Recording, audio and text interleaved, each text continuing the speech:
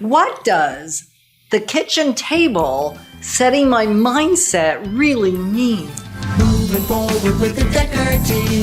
Moving forward together with the Decker team. We've set, actually, the table for you because we've recorded well over 300 episodes. How about over 503? Okay, that's a good number, too.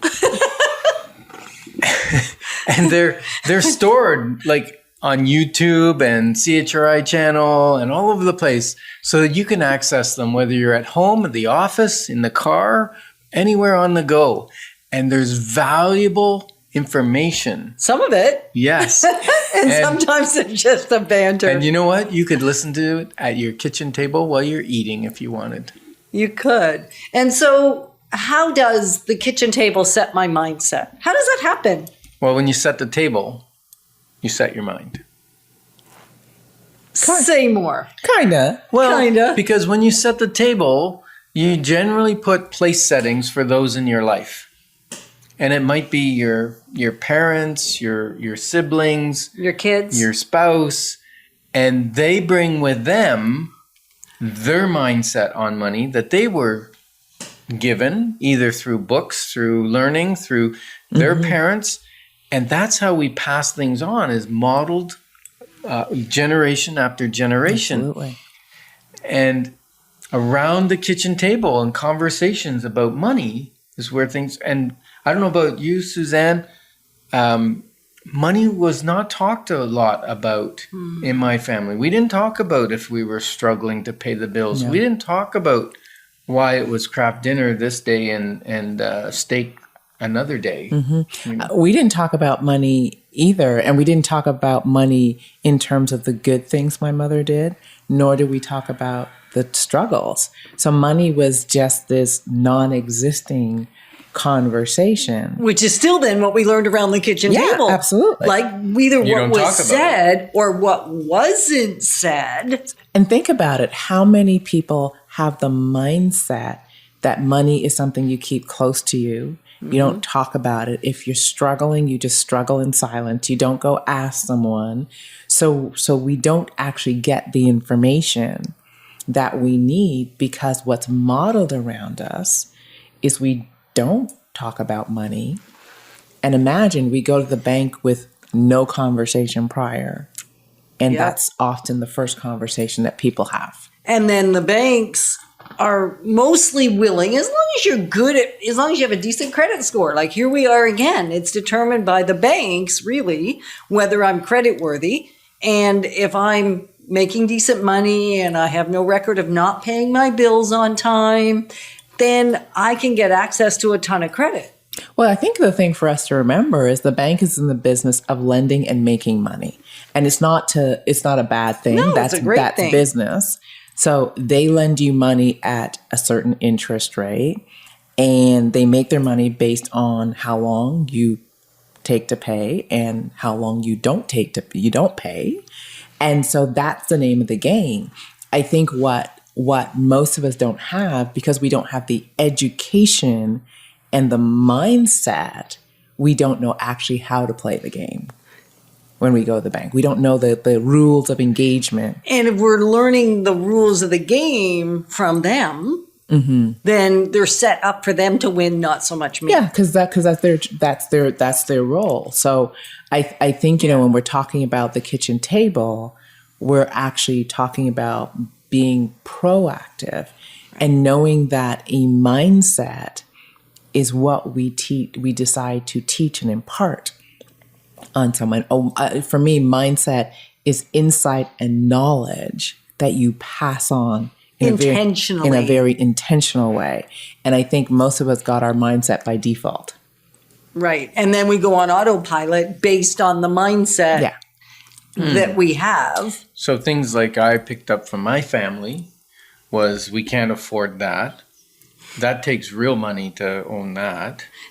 I thought, well, what kind of money do we have? We might have monopoly money. Money doesn't grow on trees. Money doesn't grow on trees. Yeah. You've got to work hard for it. Okay. Yeah, absolutely. Yeah, money is the root of all evil. And then we hear things like, the filthy rich, they're not honest, they, so They're we greedy. hear greedy. So so here we are. Think about it.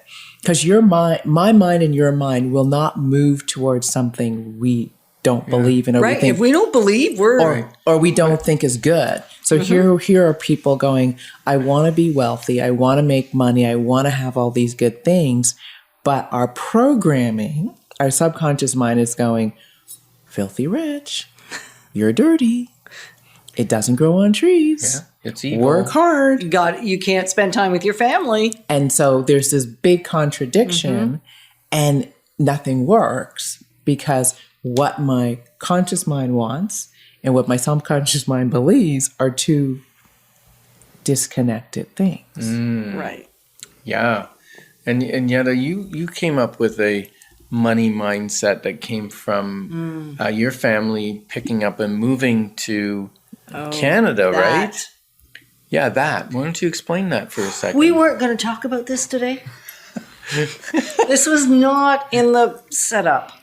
Enlighten us. Okay. So, So I didn't even know I had picked it up. Like so many times, the mindset that we adopt, we don't even really know we've adopted it. Oh, yeah. But because it's a blind spot, right? Right, Someone it's a else has blind- to see it. Right. A guide needs to point And it a out. guide finally pointed it out to me that what I believed was that for money, for a better life, for wealth, I must give up everything. Because Wow. we immigrated when I was 5. And on the way over, I lost the only toy I had. Somebody on the plane actually stole it from me, a little girl. And so I never had my doll when I got to Canada. So not only did I give up my family and my language and my understanding and my smartness, because that disappeared too, and my playtime and my fields and my wildflowers, I gave up my only toy. And I had to give up everything Ooh. for money. And so I didn't even know I'd adopted that. So in the Black community, they say you have to work twice as hard. So I worked twice as hard because that was my programming and got nowhere. Like, because nobody said this to me, and somebody said that to you? Well, they said it to me, but they it's a saying. It's not a go out and work twice as hard. it's a saying which probably has some roots and some truth, but I adopted it as you adopted yours, as you adopted yours. And I think it wasn't until I found my guide, which were some books and some coaches and mentors, Yeah. that when I became aware of my programming, I was like, this is what's running me? Oh my. It was like a freedom, an awakening. Yeah. And so That's who really are you listening to? What are the voices from the past that you're listening to that were happening around the kitchen table that maybe aren't serving you? Who are you listening to from a book perspective? We all have our favorites, and we brought some of our favorite books today and some of those early books that shifted the mindsets that weren't working. I think we're only going to have time to share one. My first wealth book was The Wealthy Barber. And one that really shifted it for me was Master Your Money God's Way. Oh, and mine was Secret of the Millionaire, mine. And we had a lot of the same books on our we did. shelf. We did. And so we just decided we'd each give you one, which gives you 3. So what books are you going to bring into your life? What people are you going to listen to? And how will you identify those mindsets that, as you've listened to us, you've identified maybe don't work for you? Yeah, so thanks for tuning in and listening. On Life's Inside Track, we are honored to help you move forward in your money, your business, and your life. Remember, poverty is a state of mind, and wealth is a mindset, not a commodity. Moving forward with the Decker team. Moving forward together with the Decker team.